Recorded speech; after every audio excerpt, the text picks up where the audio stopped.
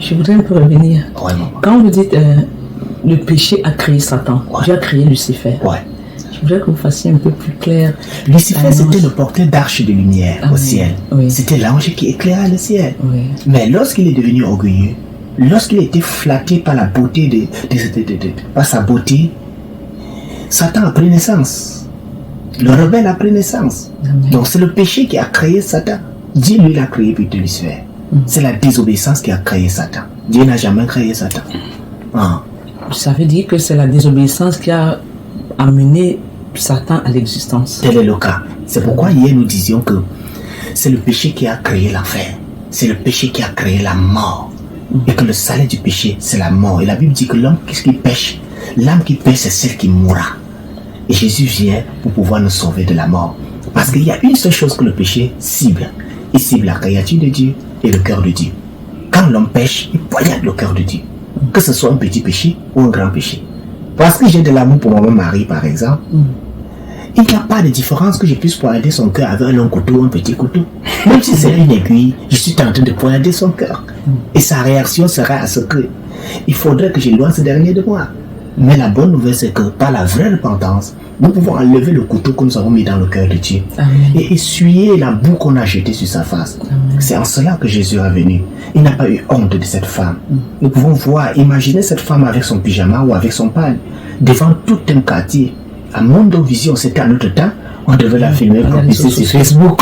Et dire voilà, femme prise en flamme de d'adultère. Et devant les enfants.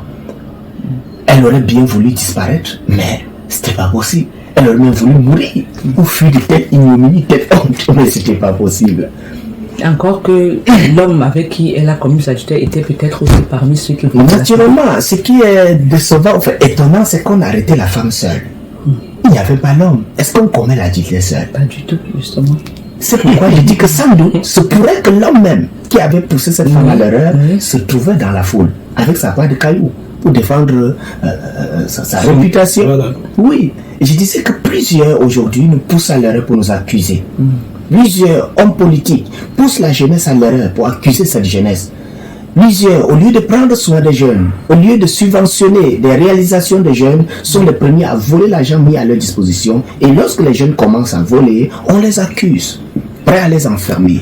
Plusieurs maris ne prennent pas soin de leurs femmes. Et lorsque leurs femmes se trouvent réchauffées par le voisin, ils accusent de telles personnes.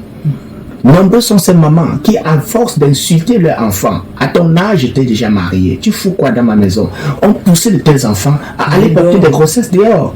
Et lorsque la chose se passe, on crie abomination. Mais qui l'a poussé à l'erreur? C'est toi.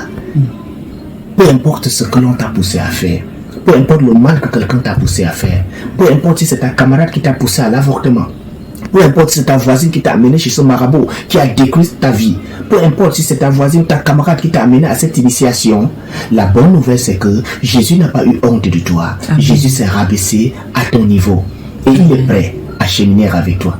Ce qui fait que les hommes te détestent attire Jésus vers toi. Amen. C'est très capital. Amen. Et il y a le verset 9 qui dit, après s'être repris par leur conscience, la femme resta là seule avec Jésus. Et c'est cette phrase qui me marque. Elle resta seule avec Jésus. Je disais que tout ce qui fait que les gens te rejettent, tout ce qui fait que les gens te répugnent, en fait, tu es répugnant pour des personnes, c'est une opportunité pour débuter une relation d'amour avec Jésus. Rester seul avec Jésus. Amen. Parce que le plus grand commandement dit, tu aimeras le Seigneur ton Dieu de tout ton cœur, de toute ton âme, de toutes tes forces, de toute ta pensée. Et que peu importe les situations de rejet que tu en as subi, sache que ces rejets-là, c'est une opportunité pour que tu développes une relation d'amour, d'intimité avec Jésus.